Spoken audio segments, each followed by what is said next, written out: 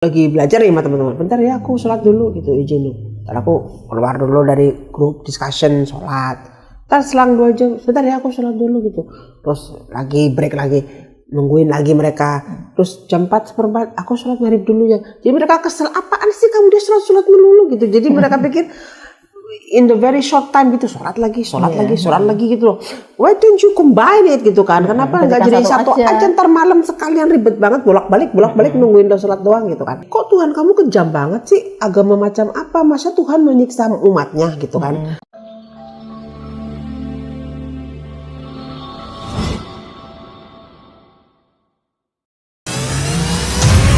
Lelang dakwah, lukisan sunset pantai Pulau Lembe, Kampung Mu'alaf, karya Meru Sandia.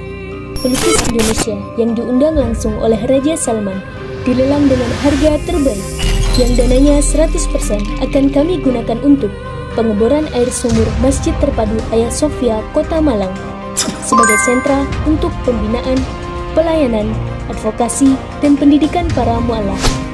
Dana yang dibutuhkan untuk pengeboran sekitar 150 juta rupiah karena lokasi berada di atas bukit dan menembus kedalaman batu keras di atas 100 meter.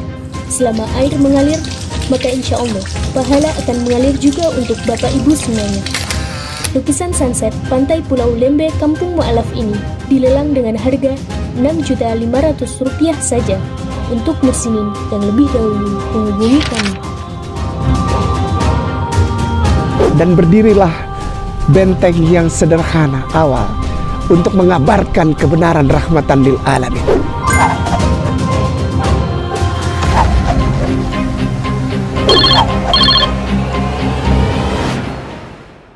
Assalamualaikum warahmatullahi wabarakatuh. Bertemu lagi kita ini dengan saya Bunda Etika dan adik saya Budiah.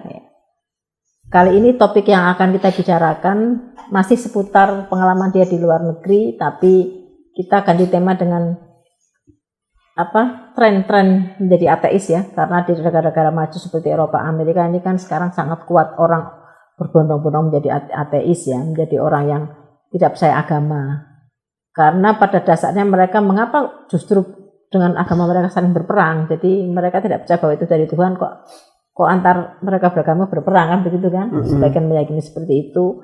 Dan banyak orang beragama juga tingkahnya ya, dan orang beragama juga perilakunya nggak sesuai dengan agamanya gitu. Malah kadang lebih parah daripada orang yang punya agama. Jadi dari atas dasar itu mereka pikir apa gunanya agama? Hubungannya agama dengan kehidupan manusia, kan nggak ada hubungannya. Toh orang yang beragama juga kelakuannya nggak benar gitu kan?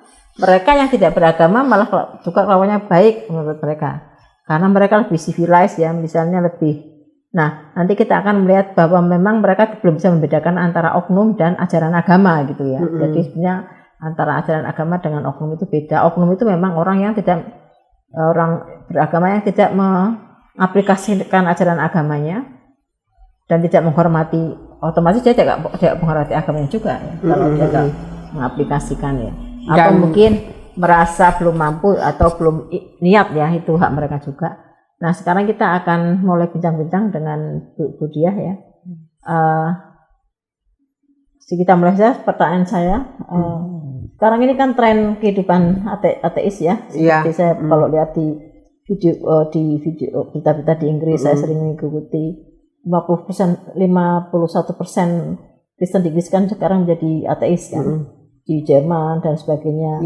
Iya, mostly di negara-negara barat yang dan negara-negara komunis juga. Ya, juga mereka they don't care. Untuk apa sih ribet-ribet amat orang beragama kan gitu. Kita sudah kayak mereka harus terkungkung ya, harus membatasi segala gerak-gerak mereka. Mereka menganggap agama membuat negara nggak maju. Jadi agama membuat orang tidak maju. Terus pokoknya penghalang lah gitu. Iya, penghalang. Kehidupan mereka sudah diatur, mereka nggak bebas melakukan apa yang harus mereka inginkan. Diatur harus begini, harus begitu, harus sholat, harus berpakaian seperti ini kan. Jadi mereka tidak feel free. Iya, banyak batasan. Nah, seberapa kita mau lihat nih dengan trennya yang begitu tinggi dengan ateis ini, kira-kira bagaimana Islam bisa survive ya di negara-negara yang semakin orang cenderung ateis ya. Kalau di negara kita kan kebetulan karena ada aturan harus beragama. Iya. Ya kan? Ada Harus nyantumin agama di KTP. KTP. Walaupun banyak yang nggak practicing. Practicing, walaupun hanya yang di KTP doang. Iya. Apa-apa. Tapi kalau memang saya lihat sepertinya orang Timur, ya kan, lebih religius ya. Iya, lebih religius ya. Orang Timur ya. Ya, regardless agamanya apa. Ya, misalnya kayak orang di Thailand juga budayanya taat. Ya, taat. Orang di India Hindunya taat. Orang di sini Katolik juga taat, Kristen juga taat. Iya, yang di Indonesia juga. Iya, saya yang di Eropa. Benar-benar. Di Amerika. Iya, walaupun mereka declare di Kristen, Katolik, tapi mereka nggak practicing. Tapi mereka memang orang Timur memang kayaknya lebih religius dibanding dengan orang Barat gitu ya. Entah kenapa ya. Nah itu atau culture-nya atau saya juga nggak paham. Itu kurang tahu tuh. Itu memang perlu dirasakan riset ya. Iya, mungkin saya juga nggak tahu deh, bukan peneliti, bukan apa di bidang ini ya. Tapi memang kalau orang fakta kan. Soalnya aku pas di sekolah di Inggris kan ada teman kosku kan orang Indonesia juga tuh, satu kos. Nah, dia kan Kristen tuh. Dia kalau ke gereja, dia laporan nih pulangnya dari gereja. Berapa hari ini? 11 doang, Mbak. 11 yang hadir gitu. Terus itu pun katanya tua-tua. Dia paling muda. Ya, itu kan dia umurnya kan umurnya 26 tahun kan. Ntar pas lagi besokan lagi, minggu depan lagi suka. Hari ini lumayan, Mbak, ada 17. Ntar pernah lagi dia dari gereja pulang, Mbak, cuma 6 orang. Jadi nggak ada gitu, gereja itu benar-benar kosong. Nah di Inggris malah banyak gereja for sale gitu. Dijual. Seperti di Jerman kemarin saya ketemu pas di Malang ya, ketemu orang Indonesia lama di Jerman juga. Cerita memang sudah biasa gereja dijual karena mereka cenderung ateis. Terus buat apa itu? Ya ada yang dipakai masjid, tapi ada juga dipakai library, ada yang dipakai buat nggak tahu entah museum, pokoknya udah nggak fungsikan sebagai gereja lagi karena nggak dipakai gitu. Mungkin maintenance apa segala macam kan nggak ngerti lah. Tapi memang banyak yang dijual. Nah karena di sana orang memang nggak beragama. Jadi gini ya teman-teman, aku juga mau share sama teman-teman. Kayak misalnya Christmas gitu, Christmas di sana kan suka ada, ngapain sih kamu orang Islam ikut celebrate? Sebetulnya kita bukan celebrate Christmas. Jadi kadang kita diundang makan nih sama teman, tapi sebetulnya nggak pasti Christmas date-nya. Dan mereka Christmas kan hanya untuk celebration, justru bukan itu untuk karena ritual. Christmas di sana itu jangan disamakan dengan Indonesia loh teman-teman. Kalau Indonesia itu kan ada ke gereja dulu, ada misa dulu, terus ada nilai-nilai spiritualnya gitu. Ada kayak beda banget kalau Christmas kayak di Barat itu tuh mereka cuman kayak festival, kayak celebration buat rame-rame gitu, nggak pakai ke gereja, nggak apa. Jadi mereka saling memberi hadiah gitu, beli Christmas gift gitu kan, Christmas present sudah gitu, masak deh gitu, kumpul-kumpul gitu keluarga gitu. Jadi kayak misalnya kita Islam di Lebaran kan kita ada kayak perasaan spiritualnya karena kita baru selesai menyelesaikan Ramadan ya kan 30 hari. Sudah gitu kita ada sholat Id gitu. Jadi ada ritual agamanya. Nah kalau di sana tuh benar-benar udah kayak mereka nggak beragama. Completely celebration dah. Udah kayak nggak ada gimana sih, nggak ada nilai-nilai spiritualnya tuh sudah yang saya alamin ya. Benar-benar nggak ada gitu. Jadi ya udah kita ikut makan-makan aja akhirnya gitu. Rame-rame kan. Ya makan begini tuh gitu rame-rame gitu. Nah jadi ya biasa gitu. Jadi memang beda sih sama ya bukan berarti kita kan ada memang nggak boleh ya kita sebagai muslim ikut merayakan dalam arti ibadahnya ya, maksudnya ikut, tapi orang mereka sendiri nggak beragama. Iya, memang nggak beragama. Rata-rata celebration. Dan mereka tuh benar-benar ateis. Jadi bukan ateis teman, ada mereka agnostik. Jadi kalau di negara barat itu ya mereka itu either ateis, either agnostik, atau kalau mereka Kristen mereka non practicing. Jadi istilahnya mereka non practicing ya, mereka nggak menjalankan ke gereja. Kristen KTP lah kalau di sini. Iya Kristen KTP. Islam gitu. Islam KTP gitu. Nah, jadi kalau ateis kan mereka nggak percaya Tuhan ya. Nah kalau agnostik tuh mereka percaya ada Tuhan, tapi mereka nggak mau embrace salah satu agama gitu, nggak mau punya agama karena buat mereka agama itu bikin membatasi gerak mereka lah gitu. Yang penting berbuat baik. Jadi yang orang agnostik itu berprinsip gini, ada Tuhan, terus dia tahu bahwa nanti ada penghakiman. Jadi mereka pikir kalau mereka berbuat baik selama di dunia, nah pasti hasilnya nanti baik. Jadi mereka pasti masuk surga. Nah itu prinsip yang mereka anut. Jadi mereka pikir nggak perlu agama. Ada nggak yang misalnya begini, prinsip agnostik. Selama kita berbuat baik, pasti nantinya baik. Tapi ada nggak sesuatu hal yang tidak bisa kita anggap hal ini ini kurang tepat. Kalau sama kita berbuat baik itu kurang tepat bagi agnostik. Karena apa? Baik di suatu tempat belum tentu baik di tempat lain. Iya, mungkin baik menurut mereka yang nilainya universal. That's why. Yang universal. Universal, Misalnya nah. memperlakukan makhluk hidup yang lain, memperlakukan Ya, orang, atau tidak misalnya, mencuri, tidak kayak gitu loh. kalau di maksudnya. sana kan living together juga nggak ada masalah sepanjang tidak mengganggu. Iya, Betul kan? iya. Ya kan living together. Iya. Which is itu menurut mereka baik-baik aja kan. Tapi kan tidak baik menurut agama. Iya. Nah, sebab itulah pentingnya baik menurut siapa gitu loh. Dan Iya. karena itu ada agama yang menurutkan yang baik itu seperti ini loh, sesuai dengan agama gitu loh. Iya, iya. Nah, itu ya, mereka pentingnya baik agama. untuk ukuran mereka, Iya, that's untuk why. standar kultur mereka. Iya, that's why kan makanan di baik sana. menurut siapa kan Iya. gitu. Jadi baik itu juga relatif. Iya. Karena itu ada agama menurunkan kitab suci untuk menekan Iya. yang baik itu seperti ini sesuai dengan tuntutan Iya. Tuhan gitu ya. Jadi living together selama mereka nggak ada masalah sih. Mereka setahu saya kalau hidup bersama, kumpul kebo, selama mereka sama-sama suka, Iya, memang nggak Nggak ada ada masalah. Iya. selama mereka tanggung jawab dengan anak-anaknya, Iya, nggak ada masalah, Iya. nggak mengganggu dan itu baik-baik saja kan. Tapi tidak menurut agama. Agama. Ya kan itu. Jadi Semua agama pasti nggak ada yang pasti nggak mengatakan ada bahwa itu boleh atau bahwa itu baik boleh. gitu. Itulah yang saya maksud bahwa agnostik ini tidak bisa dianggap pas kalau menurut saya karena masih relatif baik menurut siapa gitu loh. Iya. Gitu. Dan yang pastinya ya aneh juga kalau kita misalnya nggak embrace any religion ya. Bukan aneh, maksudnya kita kan harus dalam hidup kan kita ada tuntutannya, ada tuntunan, ada guidance gitu. Kalau kita yang orang beragama ya, tapi memang ya beda lagi sama orang agnostik. Iya, mereka merasa Mereka- they can do Iya, itu everything by mereka. themselves. Ya, mereka Iya. Dan bisa mereka menentukan berprinsip kayak gitu.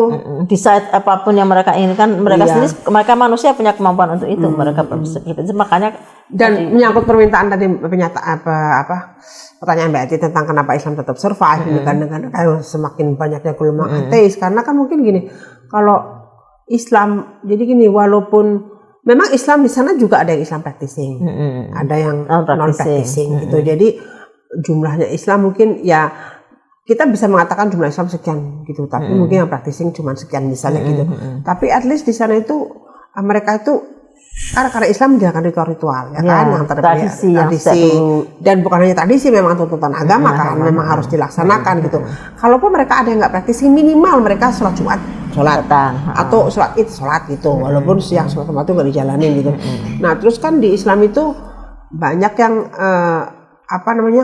banyak para perempuannya itu rata-rata kan subur ya, subur dan mereka fertile dan mereka willingly punya anak. Ya, karena kalau disunahkan untuk punya keturunan. Nah, kalau di sana kulturnya orang Barat, mindset orang Barat kan punya anak itu suatu big thing lah gitu, kecuali accident ya. Pikirkan banget. Dan mereka cenderungannya malah nggak pengen punya anak. Dan kalau mau punya anak, mereka di usia yang udah menurut mereka udah siap punya anak. Ya, jadi 30 lebih, 35. Jadi kan akhirnya kan keturunan paling jadi nggak banyak. Lama-lama kan piramid.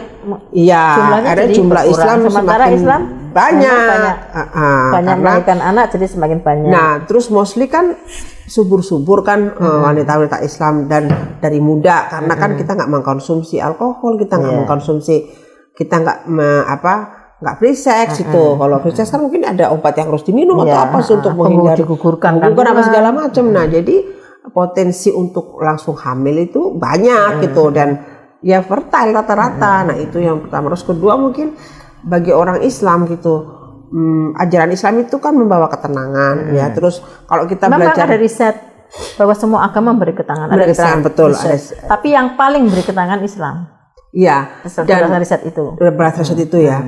Nah, itu mesti dikaji lagi, teman-teman googling sendiri ya, nanti risetnya yang mengatakan itu di keywordnya apa. Karena gitu. memang orang Islam kan kepasrahannya tinggi rata-rata. Iya. Even mereka perang pun, jihad pun nggak keberatan kan. Iya. Mati pun nggak keberatan karena tingkat submissionnya itu ke Allah ya tinggi sekali. Dan lagi gini, kalau memang benar ya teman-teman, kalau kita mempelajari Al-Quran benar gitu, terus ngikutin ajaran Islam dengan benar, kita nggak ada semua masalah itu ada solusinya. Bukan berarti harus solusinya terus langsung selesai masalah. Tapi artinya setelah kita dekat dengan agama atau kita baca dengan baik gitu, semua masalah itu kita tenang ngadepinnya gitu. Jadi maksudnya ada ada pasti nanti, karena di setiap kesulitan ada kemudahan misalnya kayak gitu. Jadi kita harus percaya gitu sepenuhnya. Ada kemudahan. Dan Allah menjamin kan bahwa kalau kita sabar gitu dan sholat pasti masalah teratasi. Nah kayak gitu. Jadi karena keyakinan kita itu, jadi kita lebih orang Islamnya lebih pasrah. Nah jadi beda sama orang-orang sana gitu yang kadang nggak nerima kenyataan, terus akhirnya banyak gitu kan lari ke narkoba, kriminal, terus lari alkohol, terus kalau di Amerika kemarin pada nembak-nembakin orang. Jadi mereka kalau ada masalah mereka nggak tahu where to go gitu. Kadang mereka ke yang salah kan datangnya. Ke klub malam, bunuh diri atau obat-obatan kayak gitu. Kalau Islam kan kita akan sholat, kita berdoa dan sabar. Walaupun itu tidak mudah. Tidak mudah ya, bukan semudah kita ngomong ya. Iya. Tapi at least itu membuat kita lebih tenang. Dan kalau kita keimanan kita insya Allah kuat, terus kita percaya bahwa Allah ini rencana Allah, ini terbaik dari Allah segala macam, nah kita nggak akan menggugat, kita nggak akan protes, dan kita lebih tadi submission pasrah gitu. Ya tawakal mungkin ya kalau dalam bahasa Islamnya. Nah itu jadi makanya orang-orang Islam tetap survive dengan kondisi yang bagaimanapun keadaan di Barat itu. Nah jadi kalau tapi riset juga mengatakan yang saya baca beberapa, jadi nggak cuma satu, beberapa itu tiap tahun at least ada 100,000 tahun yang convert orang Inggris asli, tapi mostly banyak wanita. Kebanyakan wanita ya. Karena mereka begini, yang saya baca beberapa pengalaman mereka, dulu saya benar-benar budak dunia. Saya seks bebas sampai menggugurkan kandungan, saya minum alkohol, semua kan dia nggak sebagai ateis kan dia they don't care kan tentang itu. Dan dia pokoknya hidup seenaknya sendiri, tidak menghormati orang tua, dan begitu menjadi Islam dia benar-benar menemukan oh ya saya ternyata berada di jalan yang salah ya kan. Dia nggak mau lagi free sex, dia berarti nggak perlu menggugurkan kandungan kan gitu kan. Nah kebanyakan gini, pernah saya ada juga pengalaman temannya teman gitu. Nah itu dia masuk Islamnya justru jadi dia tidak tahu, karena kadang-kadang gini, kenapa yang wanita itu kebanyakan wanita ya. Setelah mereka tahu bahwa ternyata dalam Islam Islam memuliakan wanita.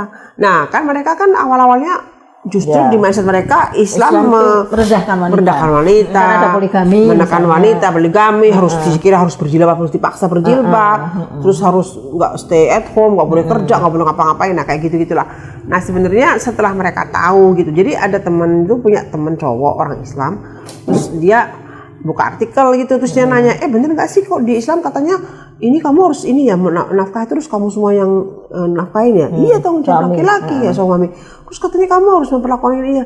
Loh masa sih gitu kan? Sementara kan kalau di Barat kan mereka share share gitu. Mereka nggak mau membayarin, membiayain gitu kan. Ya, nah pokoknya jadi semuanya share lah kebutuhan semua share gitu. Nah jadi terus dia bertanya lagi, akhirnya dia tahu setelah lebih dalam, akhirnya dia masuk Islam karena betapa perempuan itu dimuliakan di Al-Quran, di dalam agama Islam itu. Jadi karena belum tahu aja sih mereka. Dan setelah mereka tahu ya wanita pasti lebih memilih Islam karena lebih dimuliakan di Islam itu.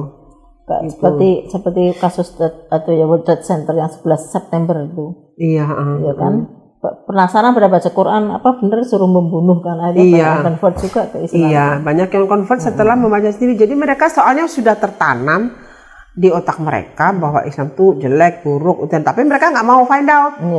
Mereka nggak mau cari sendiri, bener nggak sih gitu. Coba dibuka sendiri Al-Quran, coba baca sendiri Al-Quran. Nah, mereka nggak mau gitu. Nah tapi setelah mereka baca, mempelajari, dan insya Allah mereka pasti nyadar karena nggak ada kebohongan dalam Al-Quran. Semuanya memang petunjuk yang benar, udah dijamin gitu. Mereka kan orang-orang ateis ini kan pasti memandang kamu yang beragama itu ribet amat sih tiap hari. Bolak-balik sholat buat miserable life ya, bagi mereka hidupmu kok kayak diatur terus, bolak-balik harus, kok Tuhanmu jahat sekali kan bolak-balik harus suruh nyembah ribet gitu kan. Nah gimana komentar mereka begini, komentar mereka ini kira-kira harus jawab seperti apa gitu kalau? Iya, jadi kan dulu kan karena aku kan dulu sekolah di sana, jadi kan banyak murid dari seluruh dunia kan. Nah terutama ada yang dari Afrika Selatan, dari Inggris, dari negara-negara yang nggak banyak Muslim lah. Nah mereka tuh kalau aku dulu kan di winter time itu, berarti kalau di winter time kan kalau kita suka ada tugas kelompok tuh, terus di library kan bareng itu kerjain seharian di library.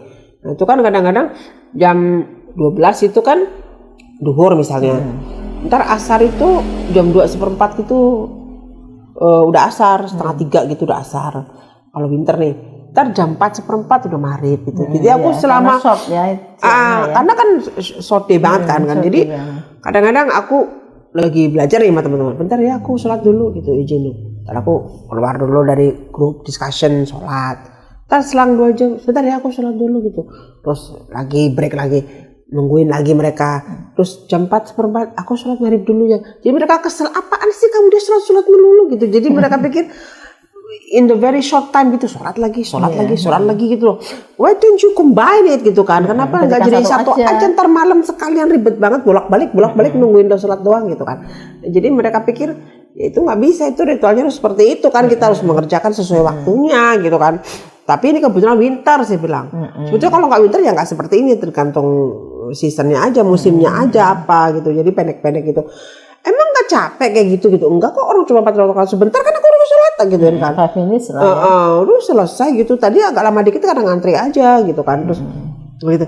Emang nggak ribet ya kamu kayak gitu? Enggak tuh, gak ada ribet-ribet gitu. Terus kan pas bulan puasa kan. Terus mereka kan bingung kan, sampai aku kata gini, kok Tuhan kamu kejam banget sih? Agama macam apa? Masa Tuhan menyiksa umatnya gitu kan? Enggak sih, kita nggak merasa tersiksa gitu kan. Nah, tapi kan kamu menahan lapar. Iya nggak apa-apa menahan lapar gitu, biasa aja.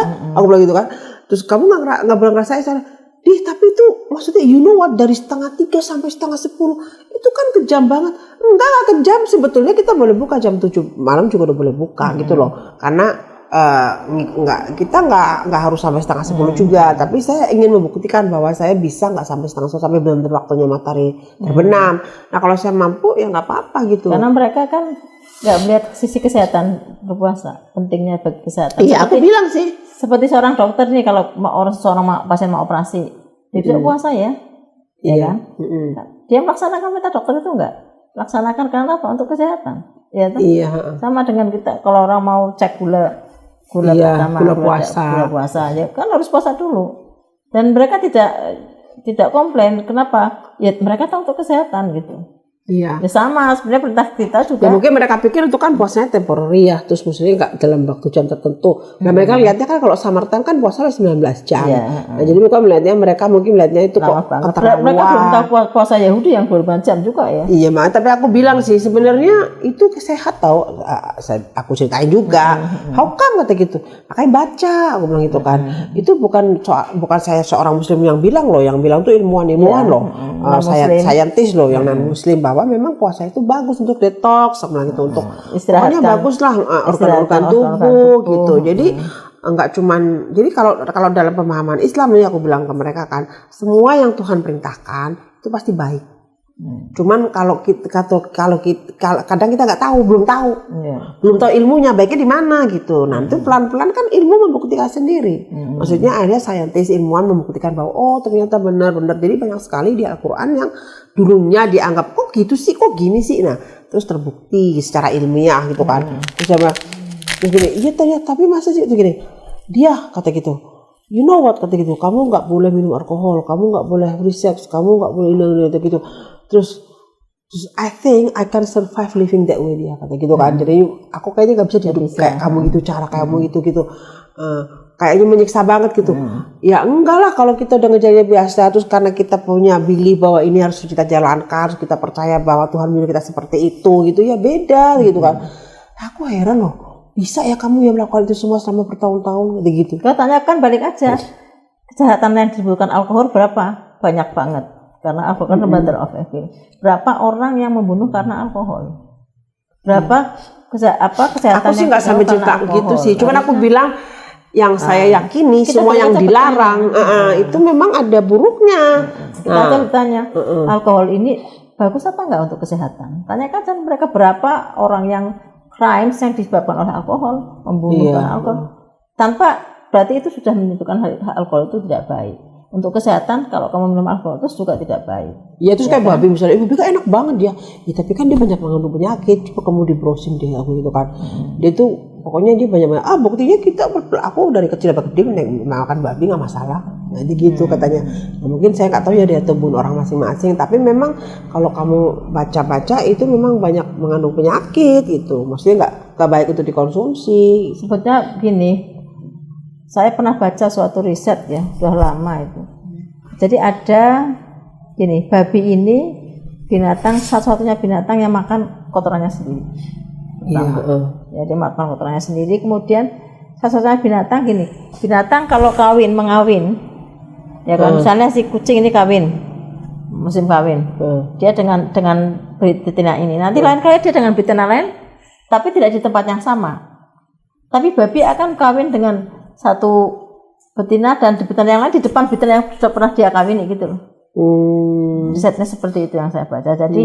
Jadi pertama dia binatang yang jorok, dia makan makanannya sendiri dan dia kan nggak ada leher juga. Iya ya. Kalau Islam kan harus disembelih. Leher babi kan nggak kelihatan di mana lehernya kan. Dia makanya dia dibunuh dengan apalah. Iya. Kalau di China kan dengan cara yang lain ya, nggak disembelih kan. Terus dia berarti jorok, dia makan kotorannya sendiri. Yang kedua ini apa? Tadi babi ini akan berhubungan seks dengan betina di depan betina yang lain yang sudah pernah dia. Walaupun secara ilmu kehewanan, maksudnya gini, tapi mungkin mereka punya naluri ya, seperti manusia ya. Maksudnya mereka kawin dengan si kucing ini, nanti kucing lain tapi kan tidak di depan. Itu penelitian yang saya baca. Tidaknya kan wallahu a'lam. Yang jelas kan gini, memang ada ujian dong dari Tuhan. Ada hal kalau secara agama juga salah satunya diuji. Kamu begitu banyak makanan nih, banyak banget di dunia. Saya larang ini bersedia nggak gitu? Itu dan bagi kita untuk patuh juga gitu kan. Makanannya banyak, kecuali yang lain haram hanya babi yang boleh kan. There is no choice gitu. Kalau ini kan kita masih banyak pilihannya banyak. Jadi kita masih banyak daging apa. Itu masih mending. Terus temanku lucu lagi nanya gini. Terus jadi kamu kalau menikah gitu, kamu masih virgin gitu kan? Iya, terus gini. Terus bagaimana kamu tahu kalau suamimu tuh kompatibel? What do you mean gitu kan? Emangnya software, aku bilang gitu kan. Ya kan kita harus seksually kompatibel loh kan. Terus aku heran, emang ada seksually kompatibel? Aku bilang gitu, baru dengar kan seumur umur aku bilang gitu. Ya iyalah, kalau kamu kayak beli kucing dalam karung. Kalau suamimu pernah dicoba kata gitu. Boleh tak gituin kan. Ya gini, jadi harus dicoba dulu gitu. Terus kamu harus living together dulu, terus sifatnya cocok enggak, terus secara ini kompatibel enggak gitu, terus dia tuh satu share the same values enggak gitu. Sekarang gini aku nanya, kalian yang udah begitu aja kan sering pisah kan, bolak-balik ganti pasangan. Divorce satu kontak ganti pasangan lah kalau yang enggak nikah kan. Jadi sebetulnya itu nggak jaminan gitu. Dan kita di negara-negara Muslim justru angka divorce-nya rendah. Walaupun kita nggak melalui living together dulu, aku bilang gitu kan. Jadi sebetulnya. Dan yang kedua gini, resikonya kan di kamu perempuan. Berapa puluh ribu di Amerika tiap tahun aborsi. Karena living together. Gitu kan? Iyalah. Jadi maksudnya dampaknya lebih ke wanita ya, laki-lakinya. Kalau di Indonesia banyak banget dampak ke wanita, sampai bayinya dibuang, bayinya dibunuh, dia melahirkan di tempat-tempat yang tersembunyi kan gitu. Karena sesuatu yang dilarang kan pasti ini untuk menjaga wanita sebetulnya ya. Wanita kan yang dirugikan dalam hal living together kan gitu.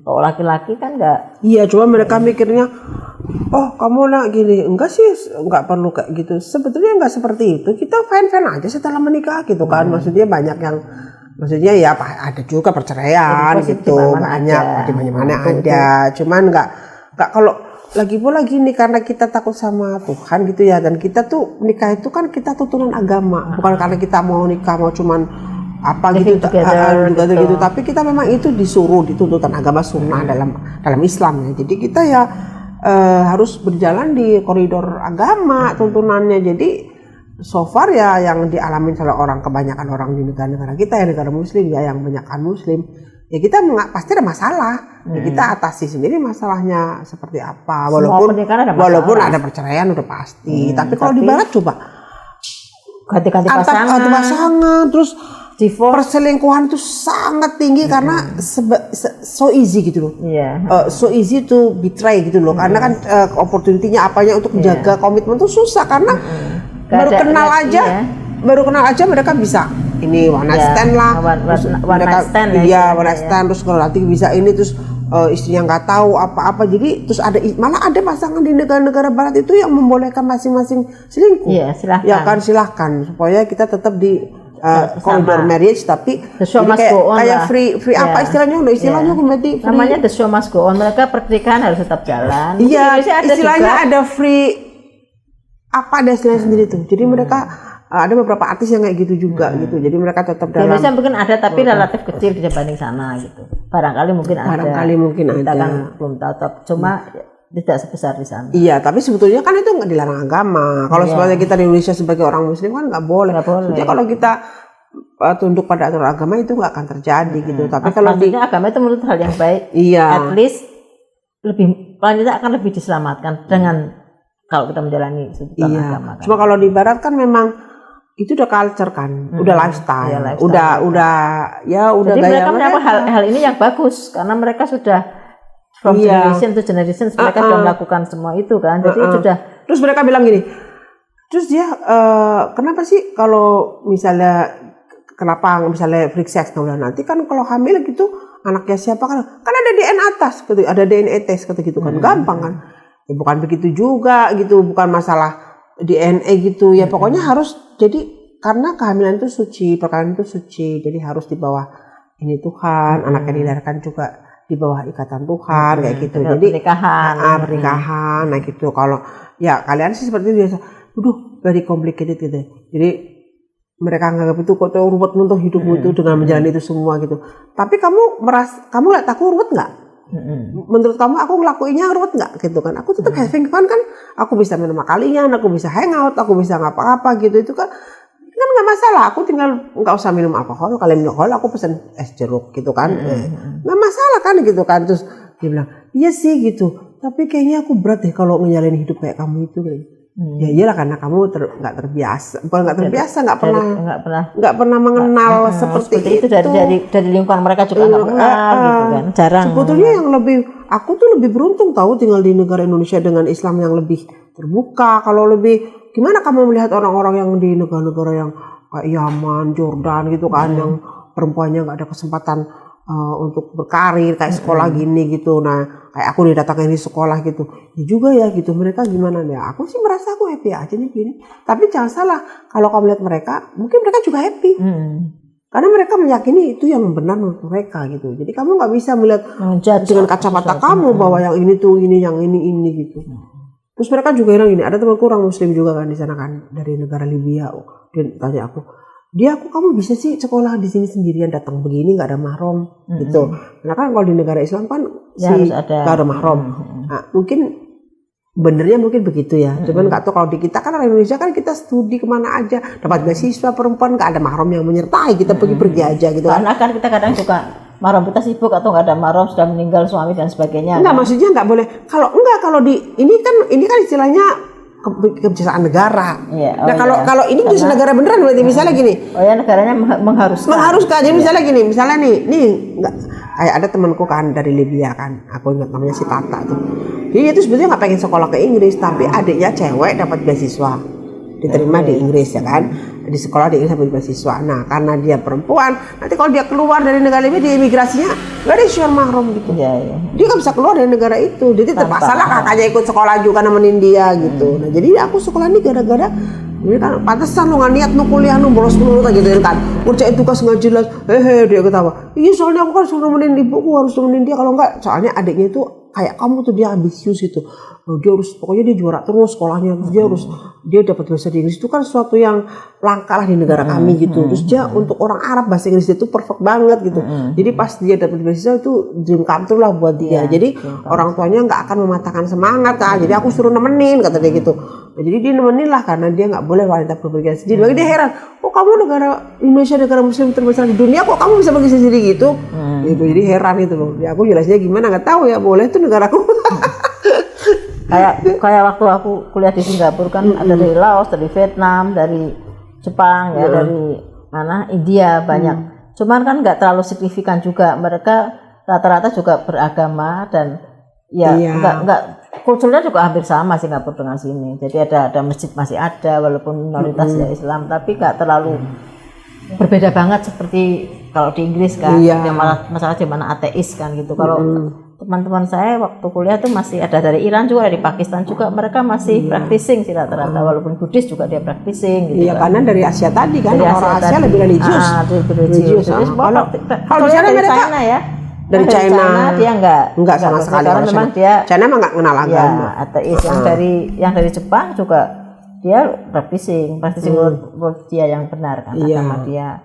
Dari India juga Hindunya kuat gitu. Iya. Kalau di India Hindu pasti. Hindu sih rata-rata mereka sangat mereka religius. Memegang religi. Iya, nilai-nilai apa maksudnya religi cuma mereka value mereka. Tetap yang baik, yang open minded. Jadi waktu ada di Pavaliday itu lebarannya India, lebarannya banyak untuk kita gitu kan. Jadi respect others lah antara. Ya kalau di Inggris juga mereka ada sih yang mostly sih mereka pada ini waktu itu aku kan kerja di Middlesbrough kan.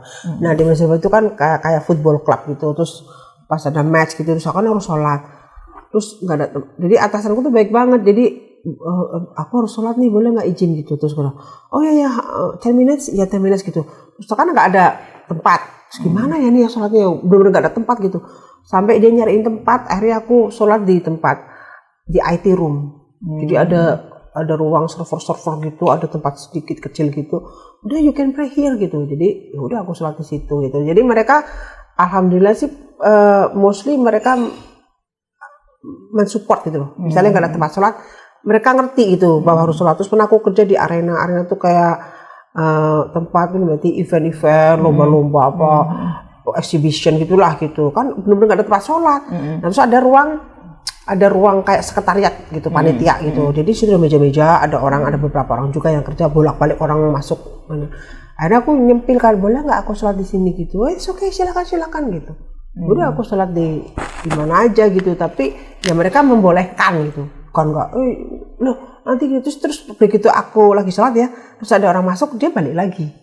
Ya, kayak dia kayak nggak ganggu gitu loh, dia ada sholat gitu, dia keluar lagi. Kalau student rata-rata begitu sih ya, kok lingkungan kampus ya lebih civilized. Kayak ini di arena di tempat kayak Gelora Bung Karno gitu loh.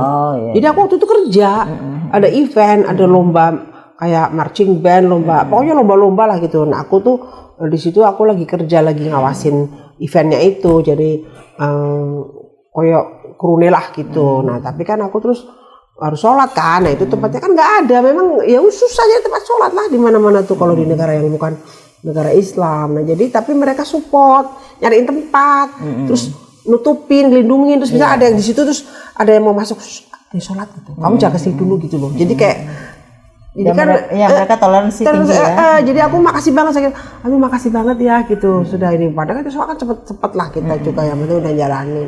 Nah kayak gitu-gitu, aku tuh suka merasa nggak terhalangi sama sekali lah, walaupun mereka ateis. Iya, mereka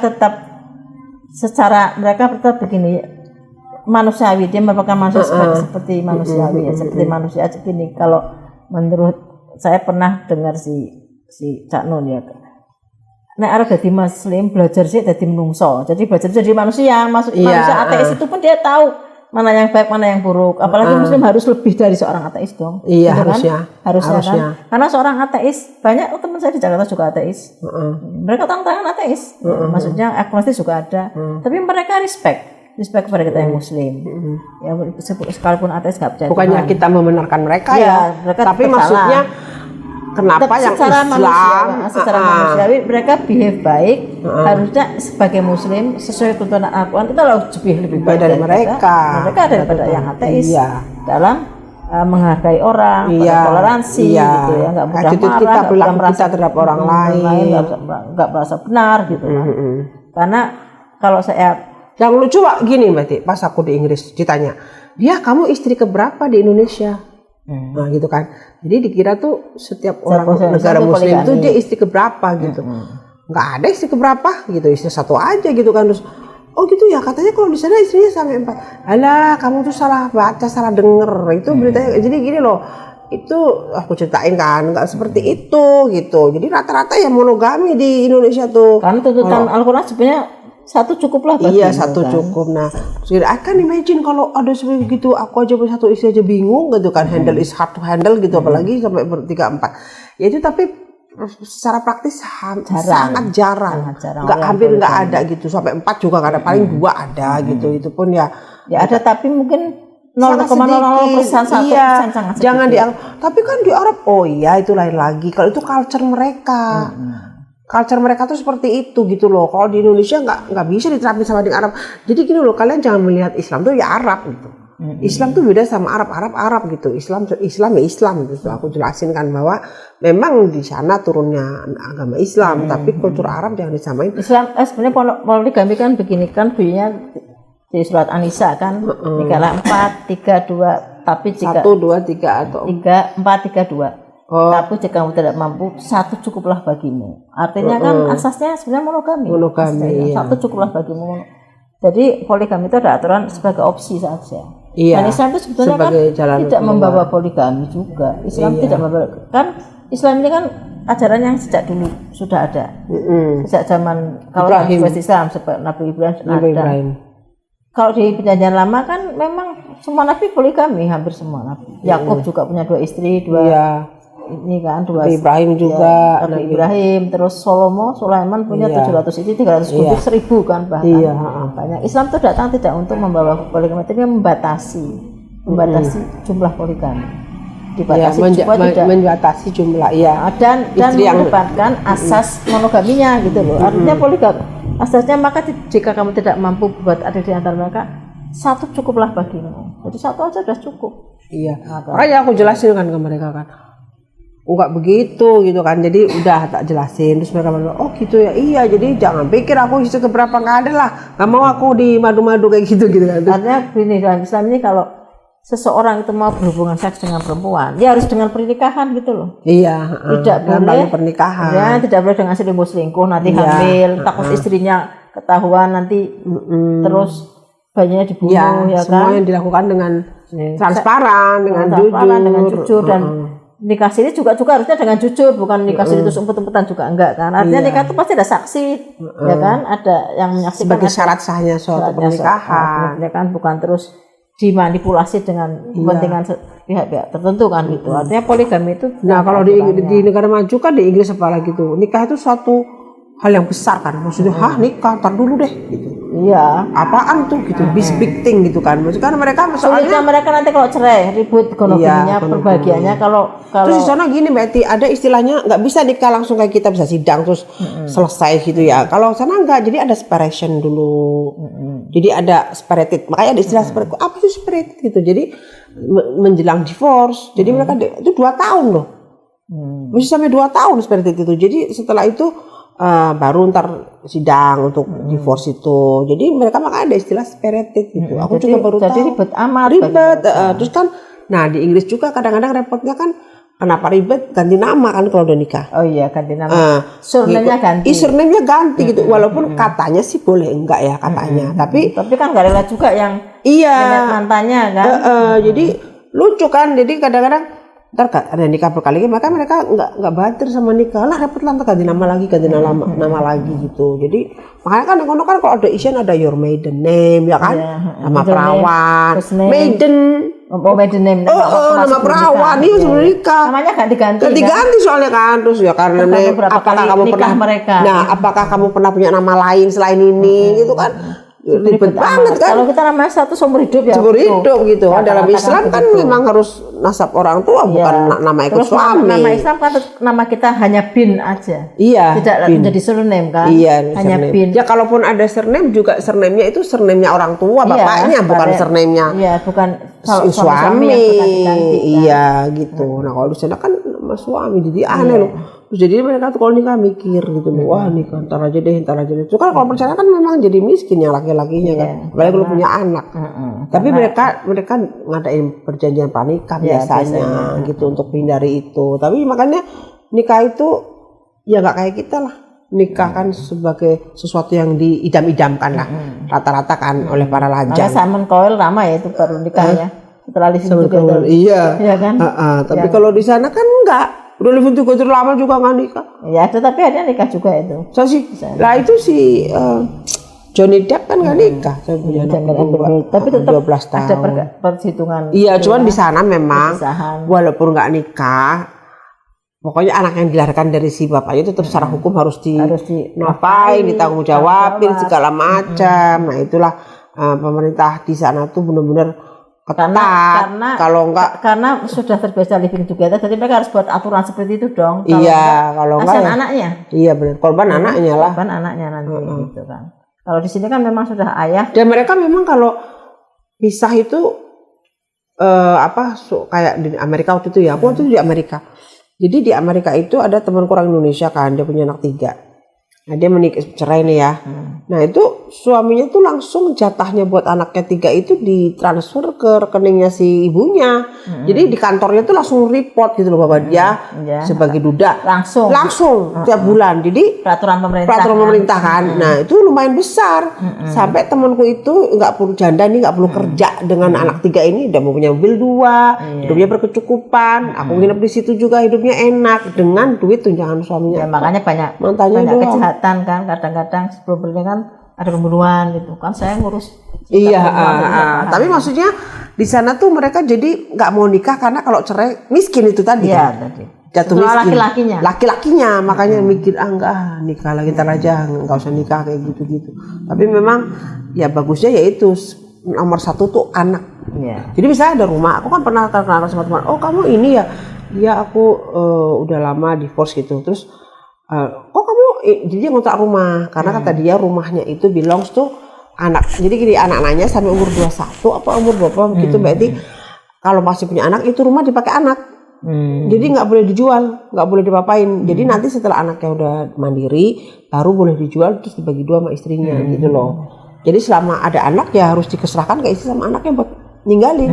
Jadi dia harus keluar. Jadi peraturannya gitu. Melindungi Si anak terus kemudian bertampak pada ibunya. Iya. Kalau di sini kan, even divorce, laki-lakinya nggak tahu kemana, cari nggak ada, sebagian ya boro-boro ngasih tanggung jawab. Banyak terjadi. Ada rumah kadang dijual duluan, walaupun ada anak. Karena banyak teman-teman kantor yang janda di tempatku. Nah kalau di sini nggak tahu suaminya di mana sekarang. Sekarang di sini soalnya nggak ada perlindungan berarti buat janda-janda dari negara. Negara itu nggak melindungi janda-janda. Kalau di sana kan janda benar-benar dilindungi negara. Kayak di Arab pas janda kan mendapat setiap bulan mendapat santunan yang cukup lah untuk. Iya, sama kayak di pemerintah. Mereka ada namanya istilahnya council house. Council house itu kayak rumah milik pemerintah. Jadi kalau misalnya nggak ada rumah di situ menghuninya, terus dikasih tunjangan per bulan.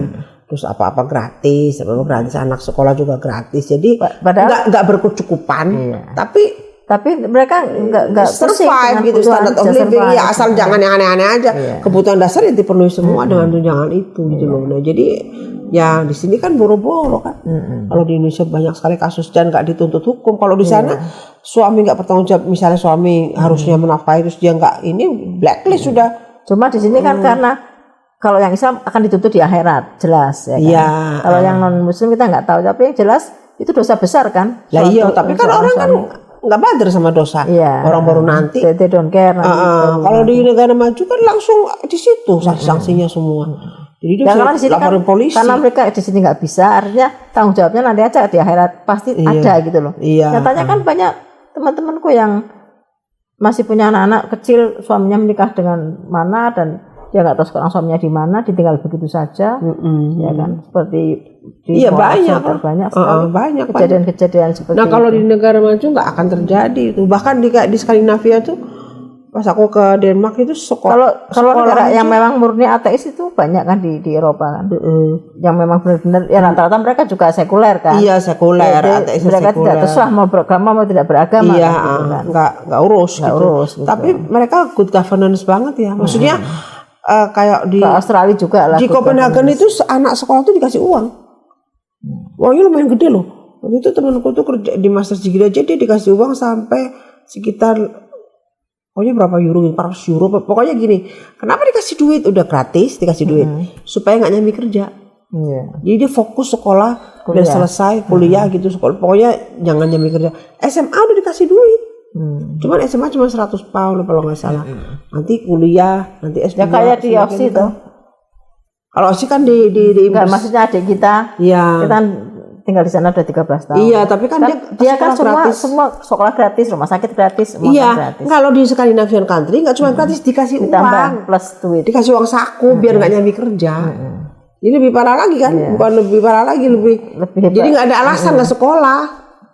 Gitu loh. Kalau udah digratisin, dikasih uang pula. Berarti Indonesia yang paling pusing ya kalau sekolah orang tuanya ya. Indonesia mungkin karena kebanyakan penduduk, harusnya dijadiin Tapi Amerika juga banyak penduduk.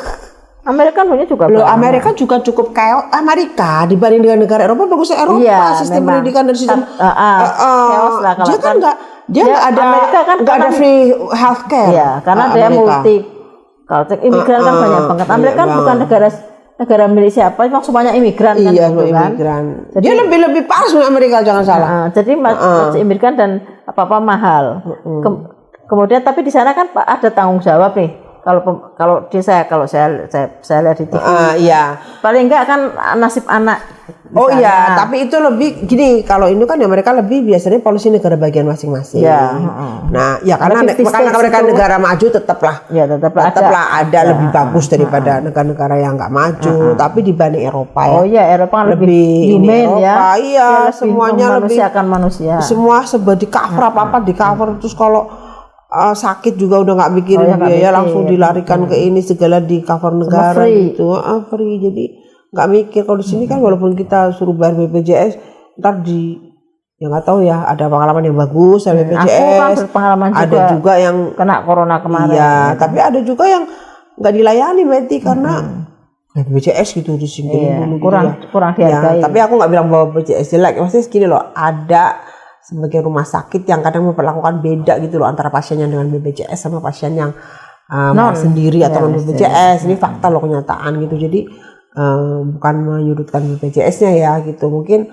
harusnya rumah sakit pelaksanaannya yang belum. Nah, harusnya rumah sakit nggak boleh begitu juga gitu kan, memperlakukan pasien. Tapi mereka punya rumah sakit punya reasons mungkin gitu kan. Itu nggak tahu ya reasonnya di balik itu apa gitu. Nah, itu sih kira-kira sih kalau untuk yang ateis gitu ya di sana ya. Tapi memang ateis di sana orang nggak kenal agama. Agama udah nggak aneh gitu. Kenapa harus di KTP ya? Iya. Kenapa harus KTP pada agama kan gitu? Iya, aku juga kasih tahu sih mereka. Kok dia kenapa harus cantumin? Saya bilang karena kalau dalam Islam, kalau orang meninggal itu kan harus dikuburkan secara Islam. Kalau kamu nggak tahu dia agamanya apa, nanti kamu menguburkannya ngasal. Nah itu nggak boleh juga. Oh sampai gitu-gitu aja diurusinnya. Iyalah gitu kan.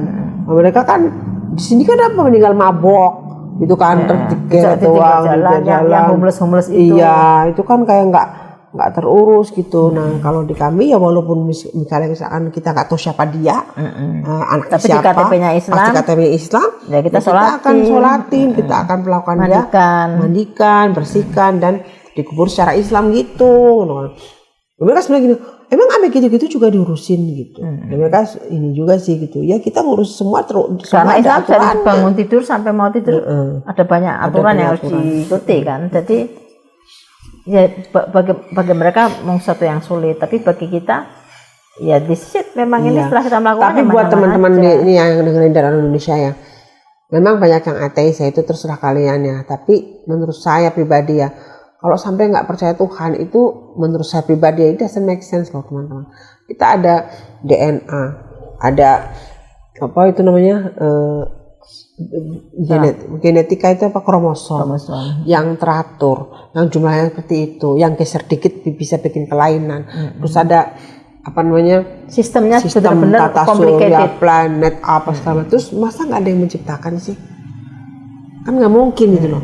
Nggak mungkin segala keteraturan jadi, itu nggak mungkin self design. Ada dengan self being, ada dengan ada orang yang bilang gini. Jadi gini, misalnya kita ada yang komen gini, bagus banget tuh, ada map London gitu, kan bagus tuh bentuknya teratur kan. Sudah bilang kalau orang ateis nih numpahin tinta jadilah map London. Tinta ditumpahin jadi map London, kan nggak seperti itu. Ada yang desain, ada yang bikin, ada yang jadi seperti itu, bukan cuma sekedar numpahin tinta. Nah itu perumpamaan gampangnya sih. Tapi ya itu semoga teman-teman yang lain lagi kan seperti tadi malam saya ngomong sama mualaf ya. Kalau tidak ada Tuhan, alangkah enaknya orang yang jahat. Iya. Seperti nggak ada penghakiman.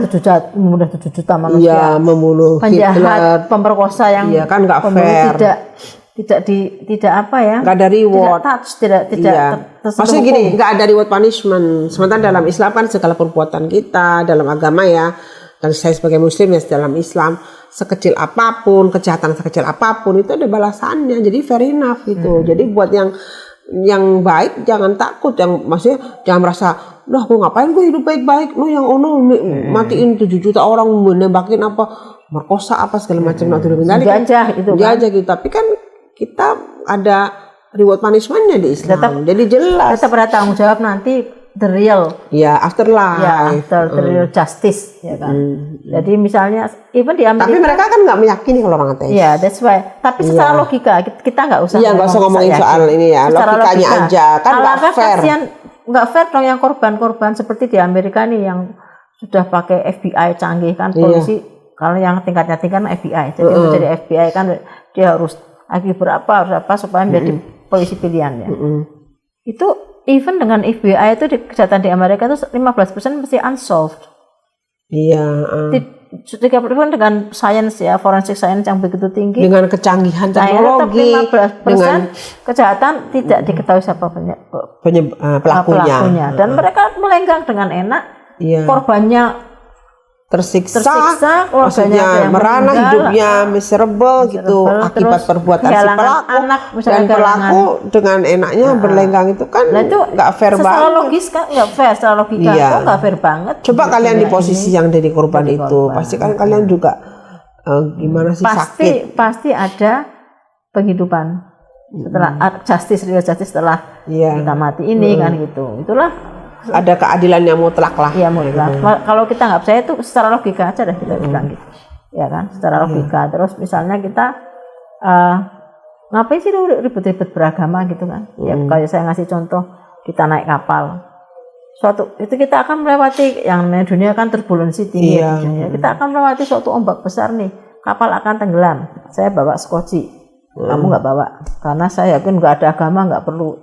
Jadi aman, saya bawa skoci. Toh kalau kapal selamat, gak ada masalah. Saya bawa skoci tenang gitu hati saya. Kalau kamu yang benar, saya gak ada masalah, gitu kan. Toh dengan tidak minum alkohol, dengan tidak free sex kan saya juga tenang, gak ada masalah. Gitu kan. Tapi kalau kapal itu ternyata tenggelam, saya selamat, kamu kan gak selamat. Betul? You suffer more than me kan gitu. Kalau diumpamakan seperti itu. Jadi itu aja logika kita kalau bicara dengan seorang ateis gitu loh. Jadi tidak ada suatu yang self being, misalnya ini kursi kan ada yang menciptakan, sofa ini kan nggak ada yang self. Kalau ditanya ya kalau Tuhan siapa yang menciptakan, suka ada yang bertanya gitu orang ateis. Ya itu nggak, pertanyaan itu ya harus dijawab. Maksudnya gini, kamu jangan melihat, jangan mengarah pertanyaan, bukan mengarah ya. Ya kamu gini aja logikanya. Ini di bumi ini, semua di dunia ini pasti ada yang menciptakan, dah itu aja. Maksudnya pasti ada zat yang bisa karena mengatur. Kita hanya berpatokan pada dimensi dunia. Iya. Dunia ini kan dimensi, bukan dimensinya Tuhan. Iya. Ya kan ada dimensi. Tuhan tidak mengenal dimensi. Kita kan dimensi dunia dibatasi ruang dan waktu. Even di planet lain, misalnya di bumi ini kan 24 jam sehari, di planet Mars sehari Venus apa Mars 5.000 jam seharinya, lama banget seharinya kan, sudah dimensinya udah beda. Kita di Mars, mungkin di Mars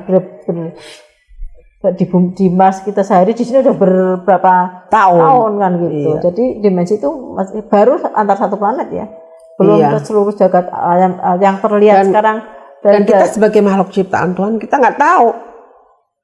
Maksudnya dimensi Tuhan itu loh, maksudnya kita belum tahu, belum dimensi apa setelah mati, arwah itu seperti apa kan memang kita tidak penting untuk kita diberitahu, tapi yang diberitahu adalah kita harus berbuat baik kepada Tuhan dan kepada sesama kita. Dan itu tidak merugikan kita juga, perintah-perintah seperti itu.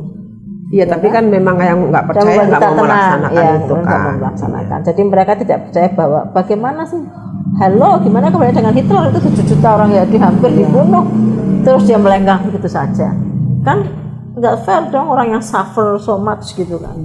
Nah itu mungkin beberapa yang kalau bicara dengan ateis, paling nggak itu kita utarakan soal dia percaya atau tidak kan hak dia, cuman kita pakai logika. Memang tapi sudah banyak banget sih di negara-negara barat itu. Karena memang rata-rata mereka nggak beragama. Mereka kan lebih suka free, hidup mereka nggak diatur. Free kan. Tapi mereka ikut aturan pemerintah gitu loh. Bagus itu mereka ikut aturan pemerintah. Kalau kita kan banyak korupsi nih, korupsi. Karena kan korupsi karena by sistem itu keras hukumannya, jadi mereka nggak berani kan gitu kan. Di China korupsi didor kan, dibunuh. Jadi mereka taat karena aturan pemerintah walaupun ateis kan gitu. Jadi kalau di sini walaupun aturannya mungkin tidak sekeras di China kan gitu Iya. kan. Nah, Yaitu jadi pelaksananya, oknumnya, pelaksanaan gitu. hukumannya kan. Hukumannya, law enforcementnya kurang. Nah itu sih dari morality para penegak hukumnya, kan, harus. gitu. Karena kalau di China kan memang tidak ada alternatif lain kan. Iya. Sekali tembaknya ditengguk Iya. untuk yang korupsi ya. Keluarganya juga ikut. Keluarganya juga harus dihukum. Iya. Nah, kalau di sini kan Terus berarti kurang ya. Nah, Saya kira itulah perbedaan ateis dan beragama. Jadi kita yang beragama harus lebih baik dari ateis maksudnya ya.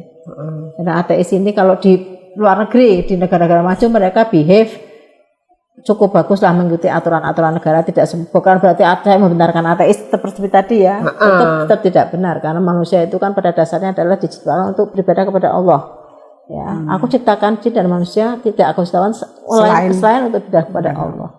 Nah, ateis ini walaupun dia tidak mengenal Tuhan, dia behave dengan baik. Jadi kita yang muslim harusnya jauh lebih baik dari ateis ini. Mestinya kita harus seperti itu karena kita berat loh sebagai muslim itu, kita menyandang di dada kita ini, di pundak kita ini nama Islam itu loh yang berat ya. Jadi kita harus menunjukkan bahwa I'm Muslim and this is Islam gitu yang masih perlu dipahami. Kesan orang melihat kita bagi yang bukan Islam sebagai agama yang memang rahmatan lil alamin itu kan yang katanya rahmatan lil alamin kok begitu ya kan. Iya. Ya, jangan sampai ya sayangnya banyak oknum. Sebagian ada oknum. Di agama manapun sebetulnya, enggak cuma di Kristen pun ada oknum, di Yudaisme ada oknum, di Buddha. Cuman kita sebagai muslim kita mengajak sesama muslim kan. Tidak mungkin saya mengajak orang yang beragama lain. Ya, saya kira cukup ya. Semoga ringan-ringan aja nih, topik kita ringan tapi ada banyak cukup wawasan lah kita dapat dari cerita-cerita kita ya. Semoga kita bisa ketemu lagi next time di lain waktu di Hagia Sophia ini dengan saya Bunda Etika dan adik saya Budia. Kami juga pengurus Hagia Sophia sebagai koordinator Jabodetabek ya. Saya kira cukup ya.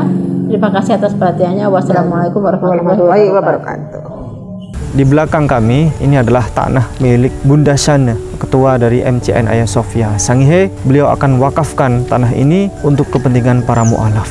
Dan nanti rencananya di sini akan dibangun sentra untuk pendidikan para mu'alaf, pembinaan para mu'alaf, sekaligus pembinaan anak-anak para mu'alaf. Doa dan harapan kami insya Allah para donatur setia dimanapun berada bisa sama-sama turut mengeksekusi niat kami yang tentunya atas izin Allah Subhanahu wa Ta'ala untuk sama-sama bisa kita mencari berkah manfaat harta kita dunia wal akhirat. Demikian insya Allah bisa segera terlaksana tentunya atas izin Allah Subhanahu wa Ta'ala. Demikian. أعوذ بالله من الشيطان الرجيم بسم الله الرحمن الرحيم إن الذين آمنوا والذين هاجروا وجاهدوا في سبيل الله